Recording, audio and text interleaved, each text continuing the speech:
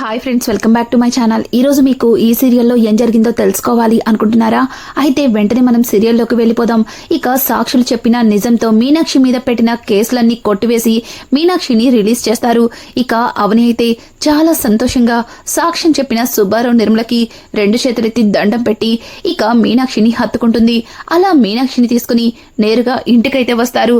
ఇక అవని అయితే ఆగమ్మా అంటూ మీనాక్షికి తనే దగ్గరుండి మరి హారతినిచ్చి లోపలికైతే తీసుకెళ్తుంది. ఇంకా ఇది ఇలా ఉండగా పల్లవి అయితే జరిగింది తలుచుకుని కోపంతో రగిలిపోతుంది.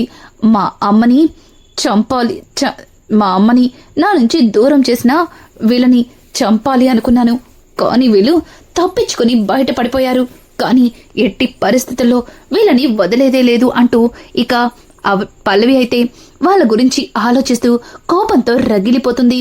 ఇంకా ఇదంతా ఇలా ఉండగా ఇక్కడ చూస్తే ఇక ఆరాధ్య అలాగే పార్వతి ఇద్దరు కూడా మీనాక్షి దగ్గరకొచ్చి మీనాక్షితో మాట్లాడుతూ, వదిన గారు మీకిప్పుడు ఎలా ఉంది, ఆరోగ్యం బాగానే ఉందా అంటూ ఇక మాట్లాడుతూ ఉండగా మీనాక్షి అయితే నేనిప్పుడు బాగానే ఉన్నాను, ఇంతకీ పల్లవి ఎక్కడుంది అని అడగడంతో, అమ్మా ఇప్పుడు పల్లవి ఎందుకు, తన గురించి నీకు తెలిసిందే కదా, తను ఖచ్చితంగా ఏదో ఒకటి అంటుంది, మళ్ళీ నువ్వు బాధపడాల్సి ఉంటుంది, ఇప్పుడు పల్లవి ఎందుకులేమ్మా అని అంటుంటే, పర్వాలేదమ్మా, పల్లవి ఏమన్నా సరే నేను బాధపడను, తను కూడా నాకు కూతురు లాంటిదే కదా, ఒక్కసారి నేను పల్లవితో మాట్లాడాలి అంటూ ఇక మీనాక్షి అన్న మాటలకి అవని అయితే పల్లవి గదిలోకి తీసుకెళ్తుంది.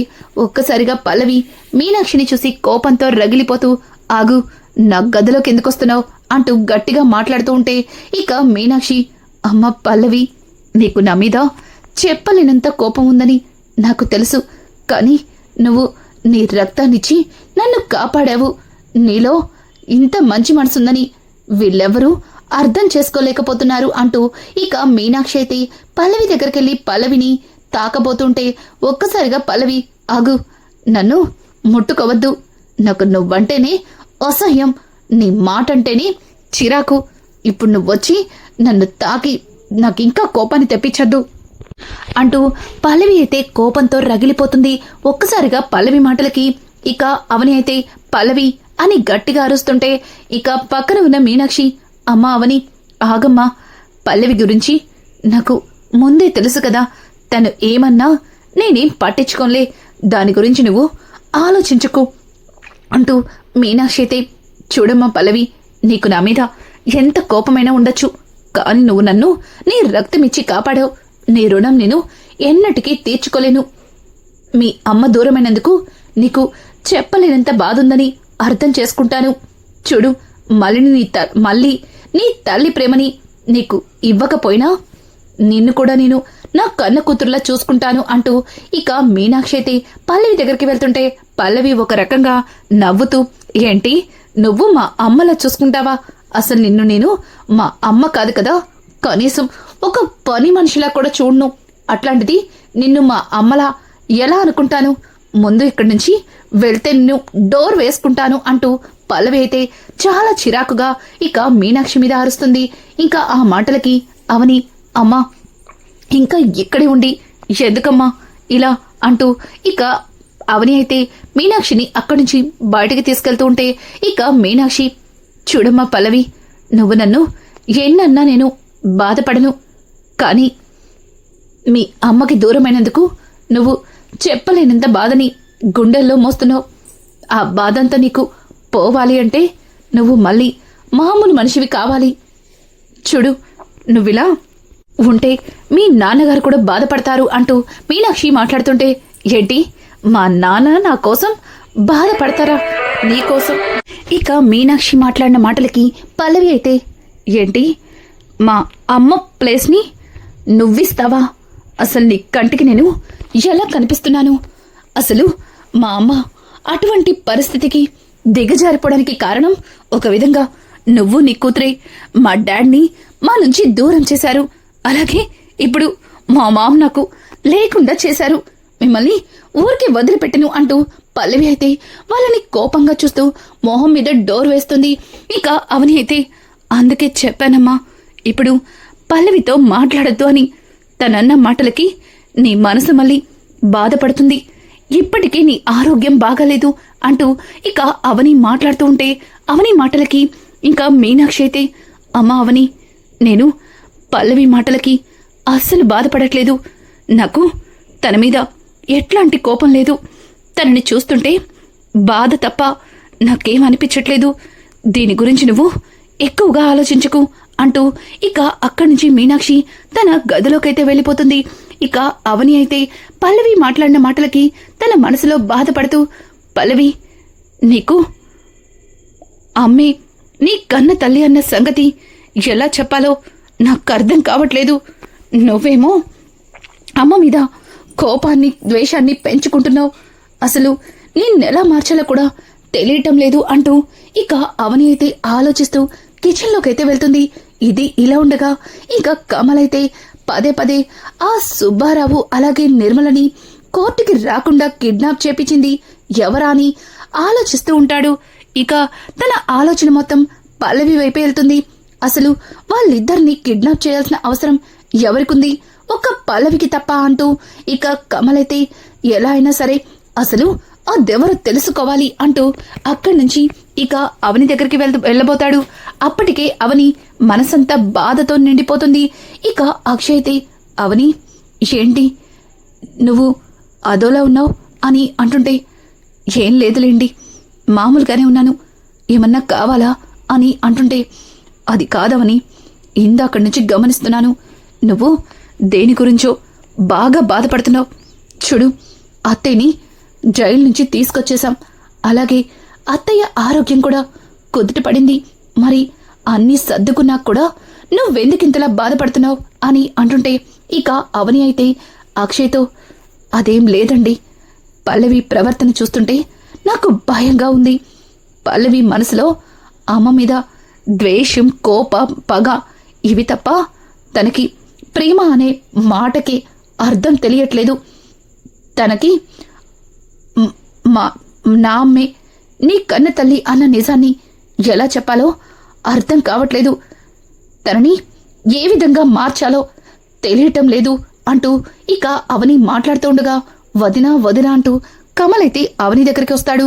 ఒక్కసారిగా అవని కమల్ని చూసి, కన్నయ్య, ఏమైంది అంత కోపంగా వస్తున్నావు అని అంటుంటే, వదినా, నాకు ఒక విషయం గురించి తెలియాలి, నువ్వు నాకు నిజమే చెప్తావు కదా అని అంటుంటే, అదేంటి కన్నయ్య అలా మాట్లాడుతున్నావు, ఎప్పుడన్నా నీకు అబద్ధం చెప్పానా, ఈరోజు కొత్తగా మాట్లాడుతున్నావు అని అంటుంటే, అది కాదు వదినా, నువ్వు నా దగ్గర ఒక నిజాన్ని దాచిపెట్టావు అని అంటుంటే ఒక్కసారిగా అవని షాక్ అవుతూ, కన్నయ్య దేని గురించి అని అంటుంటే, చూడండి వదినా, అత్తయ్యని బయటికి తీసుకురావడం కోసం సుబ్బారావు నిర్మలని ఒప్పించి కోర్టుకి సాక్ష్యం చెప్పడానికి పిలిచాను.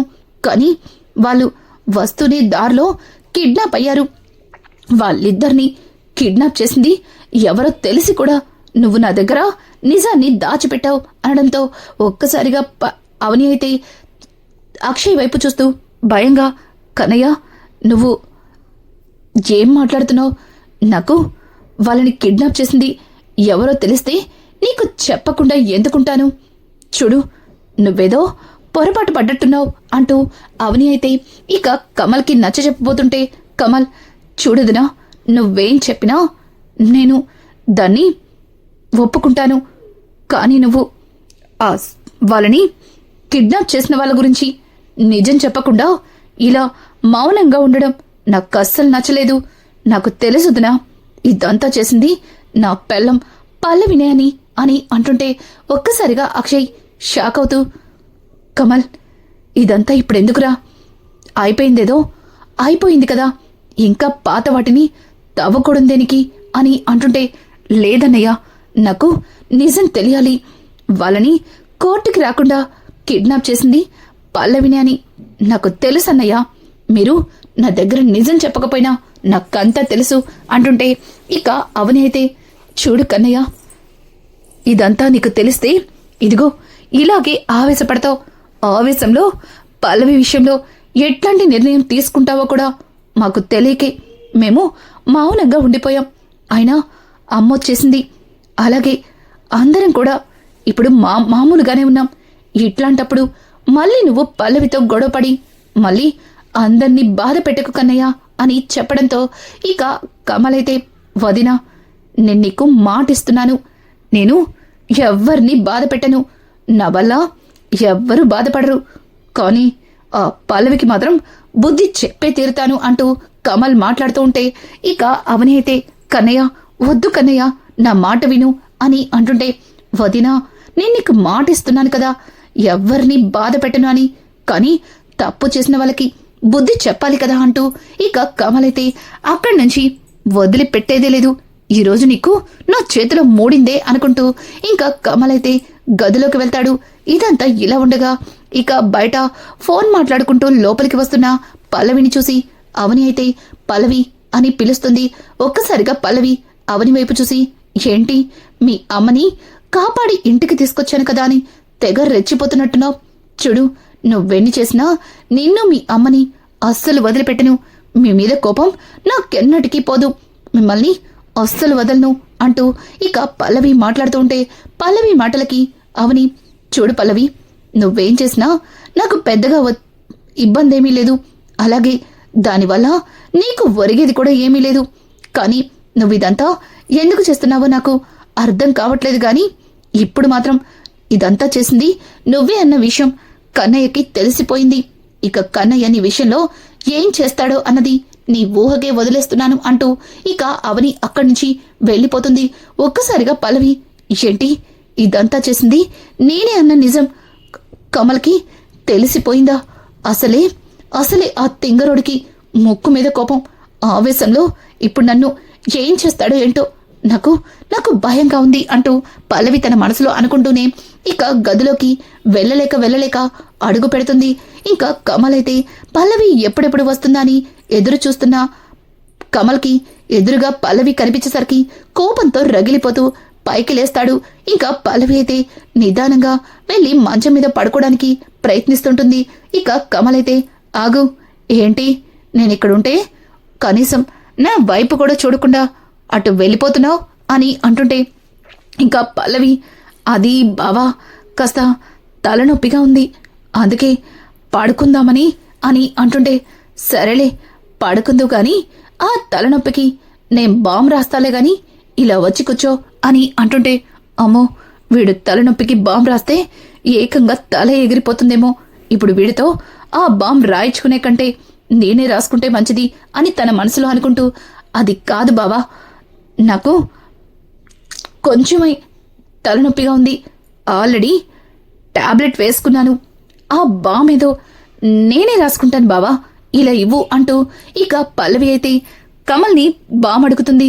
ఇక కమల్ అయితే, అదేంటి పెళ్ళానికి తలనొప్పొస్తే కనీసం బామ్ కూడా రాయలేని మొగుడిని అందరూ చవట్లాగా చూస్తారు, అలా చూడటం నాకు అస్సలు నచ్చదు, మూసుకుని వచ్చి ఇక్కడ కూర్చో అంటూ పల్లవిని చెయ్యి పట్టుకుని మంచం మీద కూర్చోపెడతాడు. ఒక్కసారిగా పల్లవి కమల్ ప్రవర్తనకి చాలా భయపడుతుంది. ఇక కమల్ అయితే, అత్తయ్యని బయటికి రాకుండా వదిన్ని బాధ పెట్టడానికి ఆ సుబ్బారావుని కిడ్నాప్ చేయిస్తావు కదా, చెప్తా అంటూ కమల్ అయితే పల్లవి తలకి బాంబు రాస్తూ, పల్లవి ఇప్పుడెలా ఉంది, బాగానే ఉందా అంటూ పల్లవిని అడుగుతుంటే ఇక పల్లవి అయితే, బాగానే ఉంది బావా, ఇక చాలే నేను నిద్రపోతాను అని అంటుంటే, బాగానే ఉందన్నావుగా, అప్పుడే నిద్రపడుందనికి నీతో కాస్త మాట్లాడాలి అని అంటుంటే, బావా నేను ఉదయం మాట్లాడతాను, నేను పడుకుంటాను బావా, నిద్రొస్తుంది అని అంటుంటే, ఏయ్ ఆగు, ఇప్పుడు నిద్రంతా ఎగిరిపోతుందిలే నేను అడిగిన ప్రశ్నకి అంటూ కమల్ అయితే, ఆ సుబ్బారావుని అలాగే నిర్మలని కిడ్నాప్ చేయించింది నువ్వే కదా అని అడగడంతో ఒక్కసారిగా పల్లవికి దిమ్మ తిరిగిపోతుంది. భయంతో గజగజలాడుతుంది.